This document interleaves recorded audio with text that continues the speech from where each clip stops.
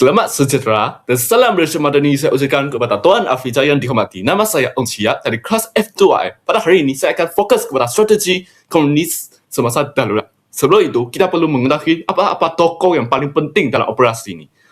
Tokoh di gambar yang pertama iaitu Lai Tek. Lai Tek sebenarnya adalah seorang tokoh yang sangat misteri. Mengapa saya cakap macam ni? Kerana dia melukakan perisik tiga muka yang bertanggungjawab dan bekerjasama dengan pihak Perancis, British dan Jepun pada peringkat awal. Seterusnya, dia baru masuk kepada Parti Komunis dan menjadi seorang timbalan yang menguruskan operasi komunis sepanjang 30 tahun di Tanah Melayu. Dan seterusnya ialah Chen Peng. Chen Peng merupakan ketua Parti Komunis Malaya yang memimpinkan aktiviti ini yang semasa dia berumur 23 tahun.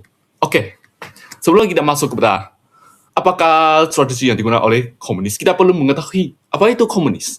Komunis sebenarnya adalah satu pemikiran yang wujud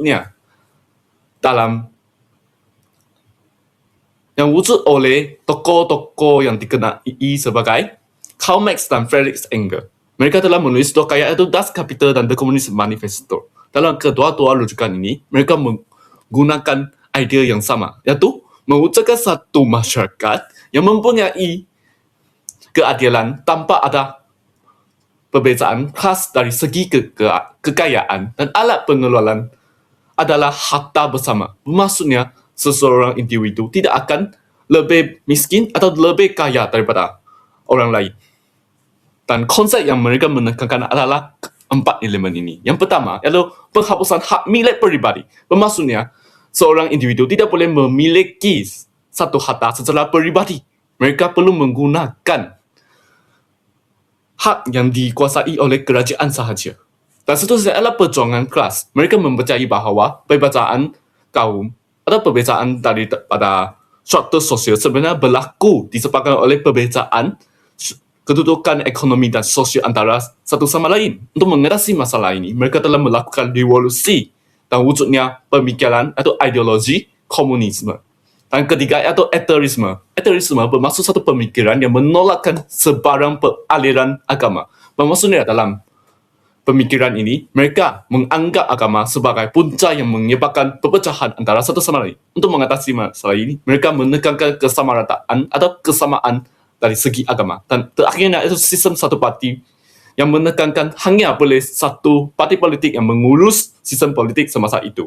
Apakah latar belakang komunisnya menyerang Tanah Melayu pada tahun darurat? Sebenarnya, mereka telah bermula pada 1920. Mereka telah melakukan penyebaran ideologi melalui sistem pendidikan. Mereka menghantar ejen dari China ke Tanah Melayu dan menghantar mereka ke sekolah untuk menyebarkan ideologi mereka. Mereka menggunakan sistem pendidikan untuk mempengaruhi pemikiran kelompok setempat dan wujudnya satu kesatuan kecil yang dikenali sebagai Kuomintang iaitu KMT. Seterusnya, mereka telah bertukar kepada satu parti politik yang rasmi. Dalam parti politik ini, mereka diberi nama iaitu Parti Komunis Malaya (PKM) yang ditubuh secara rasmi pada 30 April 1930 dalam mesyuarat di Kuala Pilah, Negeri Sembilan. Tujuan wujudnya parti ini adalah untuk mengatasi masalah kegagalan aktiviti komunis di Indonesia serta perpecahan yang berlaku antara Kuomintang dengan PKM yang disebabkan oleh pemikiran berbeza antara satu sama lain. Dan penubuhan ini telah menjadi Biro Timoja Komitmen yang berpangkat di Shanghai. Singapura pula menjadi pusat operasi mereka pada masa tertentu dan transformasi ini berlaku pada Perang Dunia Kedua. Mereka telah diberi nama MPAJA atau Bintang 3 untuk menentangkan pendudukan Jepun. Mereka bekerjasama dengan British untuk mendapatkan sumber senjata dan latihan tentera untuk melakukan serangan kepada Jepun. Dan impaknya, dia menjadi satu punca yang menyebabkan serangan komunis terhadap rakyat setempat. Selepas tamatnya Perang Dunia Kedua, komunis keluar daripada hutan dan menggunakan peluang ini untuk membunuh sesiapa yang dianggap bekerjasama dengan Jepun. Mereka membunuh seramai 2,542 orang Melayu, Cina dan India dengan alasan mereka bekerjasama dengan Jepun. ini menunjukkan kejalinan mereka untuk mewujudkan satu parti politik secara pribadi tanpa campur tangan daripada British. Dan PKM pula lari diri selepas British balik kepada tanah Melayu. Seterusnya, kita akan bergerak kepada kejadian darurat. Okey, apa isu yang menyebabkan kejadian darurat? Sebenarnya, pencetus yang menyebabkan peristiwa ini adalah pembunuhan kejian 3 orang pengurus ladang Eropah yang berlaku pada 16 Jun 1948 di Sungai Siput, Perak.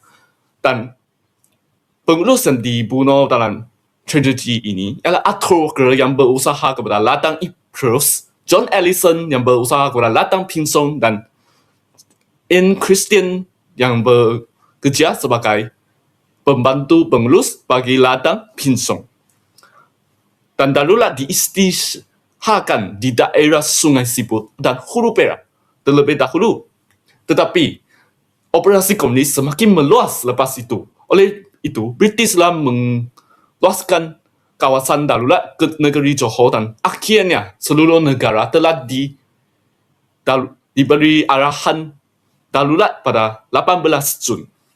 Dan apakah malamat strategi PKM? Mereka perlu membunuh orang kerana mereka ingin menghalalkan peladang dan pelombong Eropah sebagai satu teknik untuk menakutkan rakyat setempat. Tujuan mereka menakutkan rakyat setempat adalah untuk menggalakkan rakyat untuk bekerja sama dengan mereka demi mencapaikan tujuan politik mereka. Mereka menggunakan sabotaj untuk melumpuhkan ekonomi utama British, iaitu Getah dan Bukit Timah, untuk memaksa British meninggalkan tanah Melayu. Okey, strategi komunis boleh dibahagi kepada 4, iaitu gangguan politik, sabotaj perkhidmatan awam, pembunuhan orang awam dan anggota keselamatan serta kerosakan ladang dan lombong. Yang pertama, mereka melakukan sabotaj perkhidmatan awam. Mereka menggunakan teknik seperti periuk api atau menggunakan teknik untuk merosakkan syel kereta api. Dan kerosakan ini telah menyebabkan kereta api seling lari daripada syel dan menyebabkan kemalangan sangat serius. Ini merupakan sabotaj yang paling kerap berlaku kerana kereta api merupakan nadi utama ekonomi pada zaman tersebut. Sebagai contoh, melalui laporan SPKM, mereka telah melakukan sebanyak 387 kali sabotaj ke atas perkhidmatan kereta api pada tahun 1948 hingga ke 1960. Dan mereka juga melakukan sebanyak 197 kejadian kerosakan landasan dan mencabutkan screw rails. Dan tujuannya, mereka telah mewujudkan ketakutan kepada sistem sosial kita. Yang kedua, ada sabotaj kepada kemudahan asas, iaitu kemudahan air dan elektrik. Mereka menimbulkan keresahan penduduk bandar dan menunjukkan kelemahan kerajaan melalui strategi ini. Sebagai contoh, pada 23 Ogos 1949 di Kajang, Selangor, PKM merosakkan paip air sepanjang 2 batu. Dan tujuannya, mereka memasakkan penduduk bergantung kepada air hujan dan perigi sehingga kerajaan terpaksa menggunakan kos yang lebih tinggi untuk membaiki paip air. Dan kesannya, mereka telah mewujudkan satu ideologi, iaitu British tidak berkuasa atau tidak memainkan peranan mereka untuk mengurus tanah Melayu. Dan terakhirnya ada gangguan sistem komunikasi dan logistik jalan raya. Mereka menggunakan merosakkan talian telefon serta kenderaan awam secara sabotaj untuk menimbulkan ketakutan dalam masyarakat. Dan seterusnya, itu pembunuhan orang awam dan pasukan keselamatan. Mereka mula membunuh seramai 2,473 orang awam sepanjang tempoh darurat. Sebab pembunuhan mereka akan ditubuh untuk menjadi tali balut atau satu informan kerajaan tidak berkuasa pada zaman tersebut. Bagi sesiapa yang enggan membayar cukai komunis atau cukai yang diberi untuk membantu mereka melakukan aktiviti komunis, mereka akan dipaksa atau dikenakan hukuman bunuh secara random. Dan mereka juga melakukan kes yang sangat serius pada masa tersebut, atau kes Lokam yang berlaku di Bahau Negeri Sembilan. Pembunuhan ini berlaku ke atas satu orang warga emas di rumahnya disebabkan oleh amaran.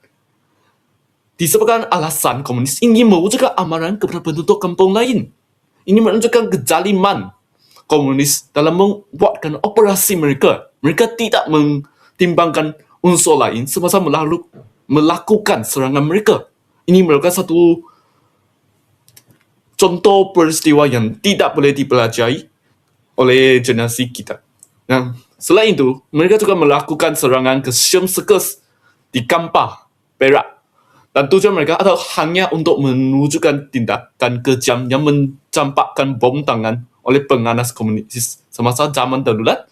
Tujuannya mereka adalah untuk mewujudkan ketakutan, dan tragedi ini telah menyebabkan sebanyak 46 orang mati, cedera, dan 4 orang mati. Oleh itu,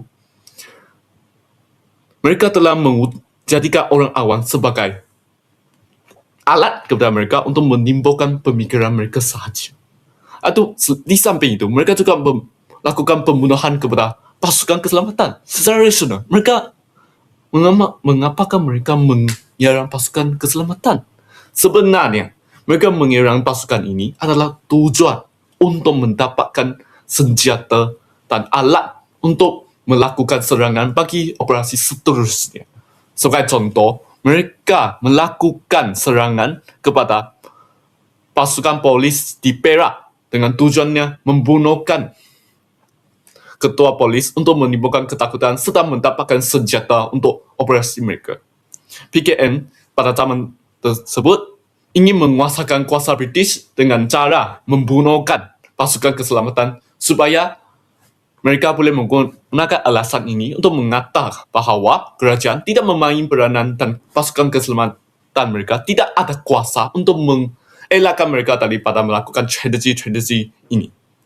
Oleh itu, mereka juga melakukan serangan handle atau dikenali sebagai ambush, atau satu teknik yang paling berkesan. Mereka menunggu di satu kawasan dan lalu apabila kereta lalu, mereka terus melakukan serangan sabotaj. Dan selepas melakukan serangan, mereka terus lari daripada tempat tersebut. Dan teknik ini merupakan satu teknik yang telah menyukarkan operasi kerajaan British untuk mengatasikan masalah komunis pada zaman tersebut. Di samping itu, kebijaksanaan komunis juga boleh dilihat dari strategi mereka menggunakan cawangan parti politik. Semasa itu, mereka telah menggunakan PMFDU sebagai, atau kita dikenali sebagai Pan Malaysian Federation of Trade Unions. Mereka menggunakan parti politik ini sebagai satu alat kepada mereka untuk melakukan serangan. Pada tahun 1946, itu sebelum darurat, mereka telah bercampur tangan terhadap parti politik ini dan menggunakan parti politik ini untuk mengeluarkan bahawa anggota komunis yang tidak pernah bekerja di ladang atau Lombok. Mereka telah diletakkan di sana untuk menghasutkan buruh, melancarkan mogok. Apa itu mogok? Mogok itu satu aktiviti yang jangan bekerja pada zaman tersebut. Dan mereka tidak bekerja adalah untuk menentangkan dasar British pada zaman tersebut.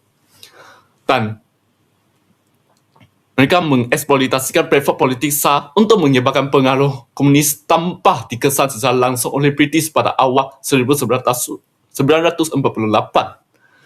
Dan kesannya, manipulasi gabungan Putera dan AMCJA, PKM telah bertindak sebagai penggerak utama di sebalik gabungan ini untuk menentangkan Perlembagaan Persekutuan Tanah Melayu pada 1948.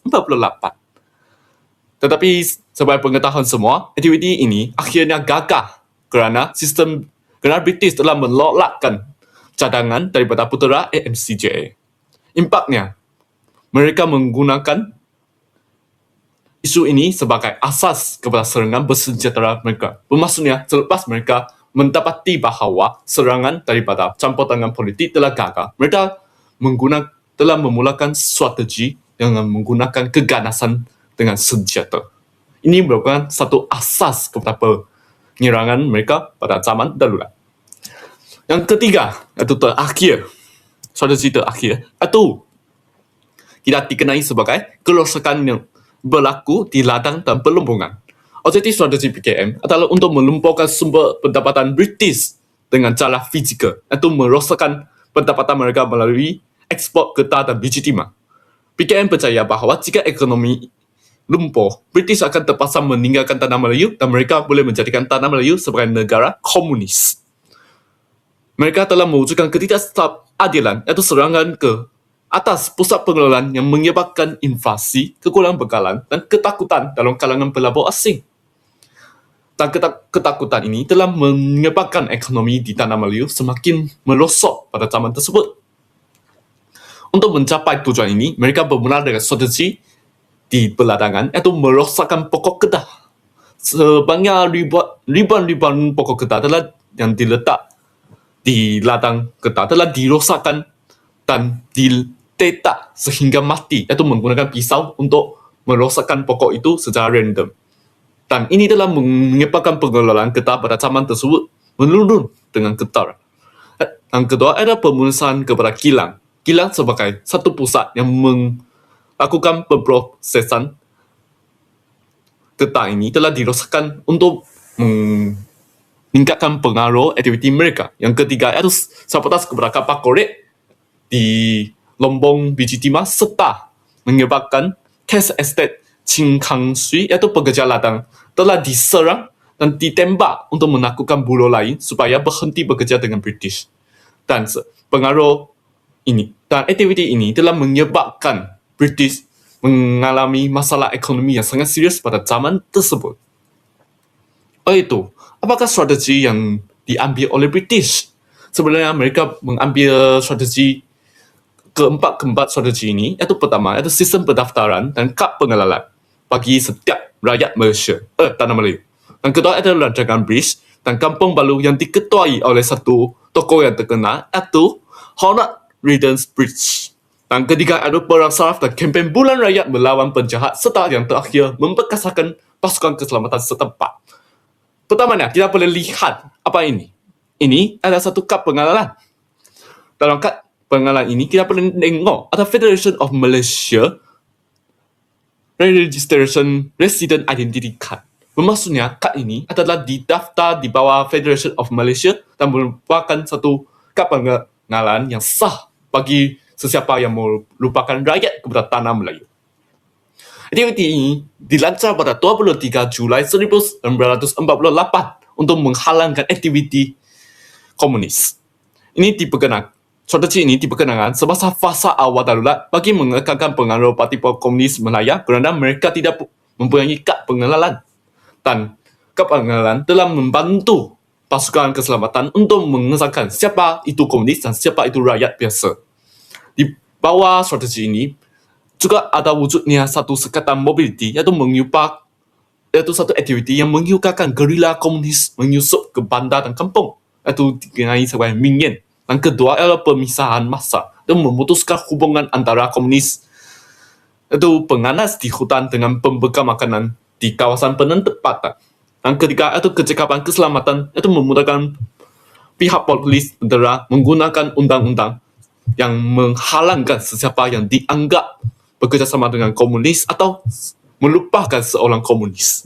Tujuan aktiviti ini adalah untuk menghalangkan komunis melakukan kerjasama dengan rakyat tempatan serta mengelakkan mereka untuk mendapatkan sumber daripada rakyat setempat. Namun begitu, satu rancangan yang memainkan peranan yang paling penting adalah rancangan Bers dan Kampung Baru.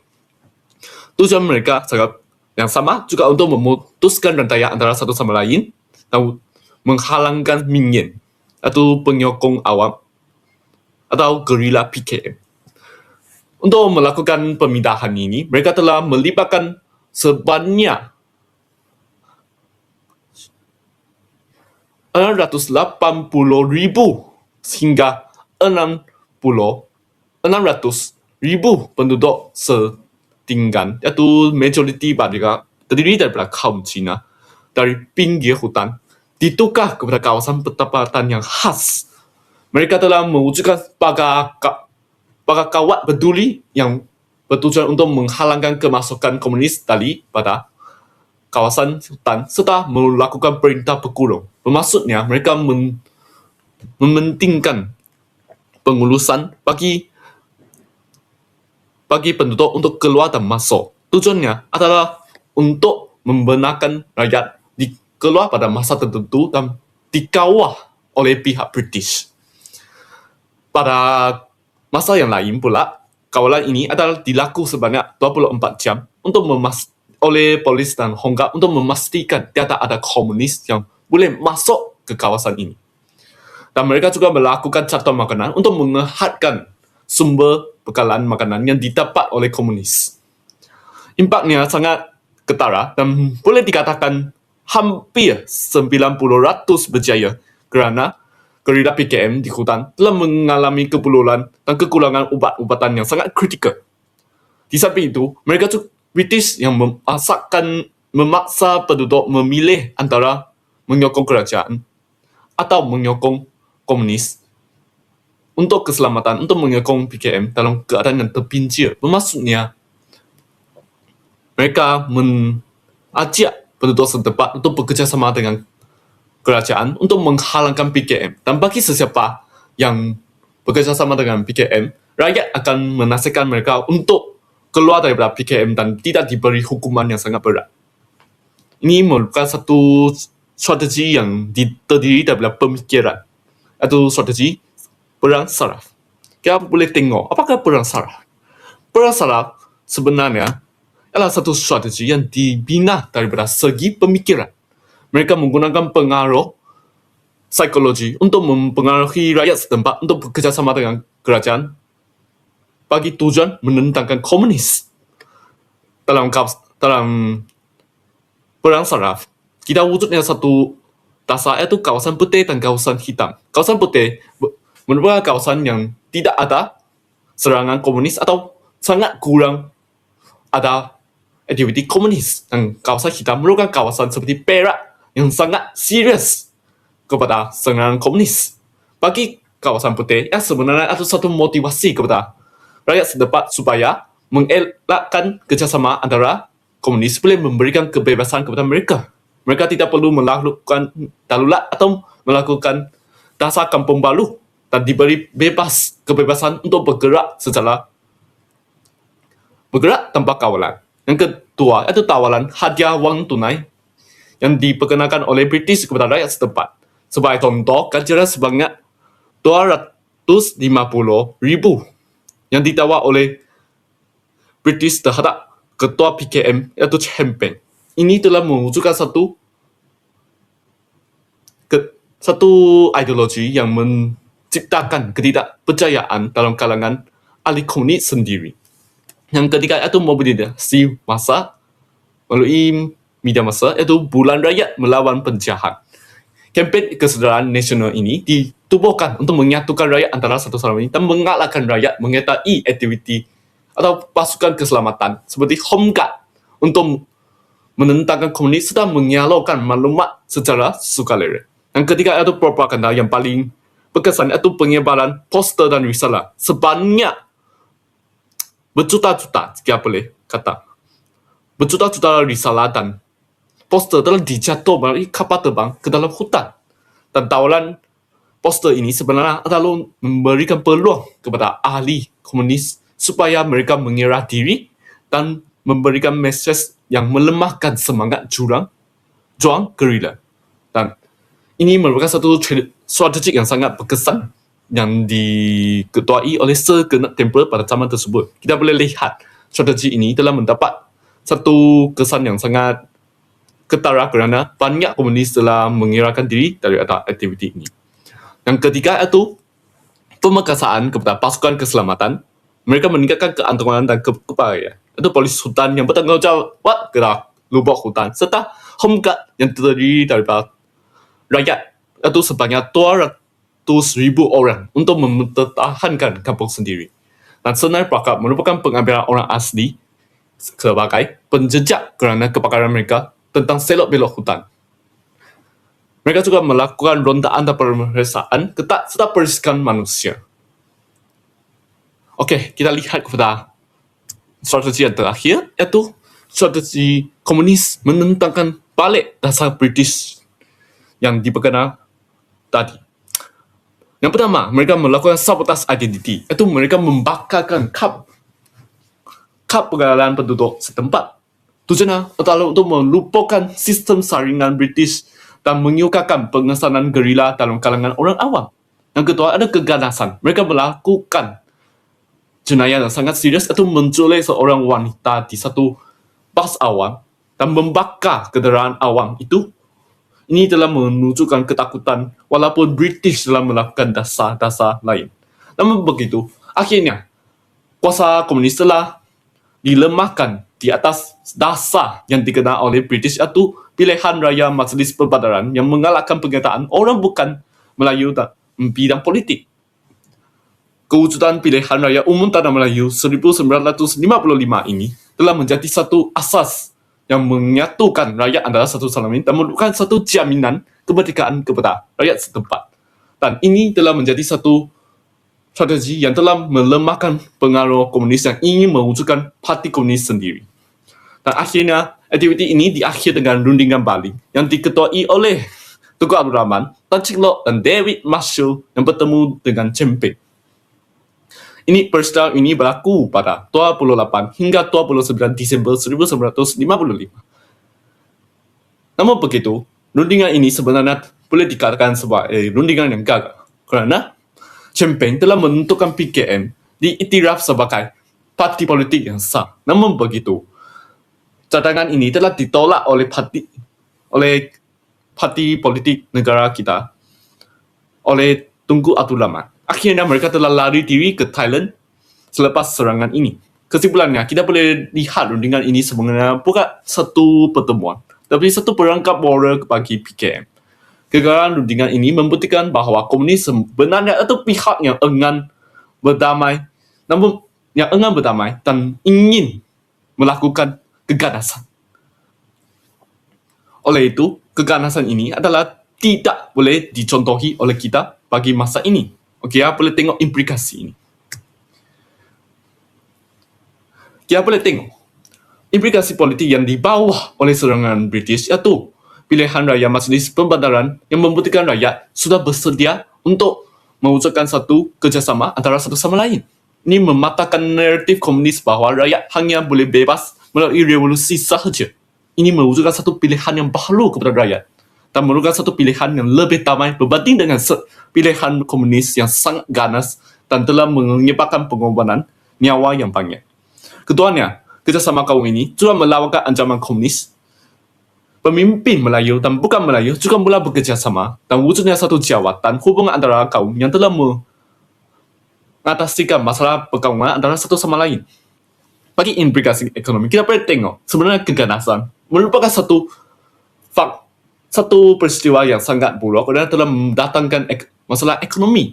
Pembakaran kenderaan dan serangan di ladang Kedah serta Lombok Beach Timah sebenarnya adalah untuk bertujuan melumpuhkan ekonomi British. Di bawah serangan ini, kos pertahanan British telah terpaksa membelanjaya sekitar 250,000 hingga 300,000 sehari untuk operasi kenderaan sahaja. Dan implikasi sosial atau pemisahan fizikal. Rancangan British sebenarnya telah memisahkan kaum antara satu sama lain dan tidak boleh berinteraksi antara satu sama lain.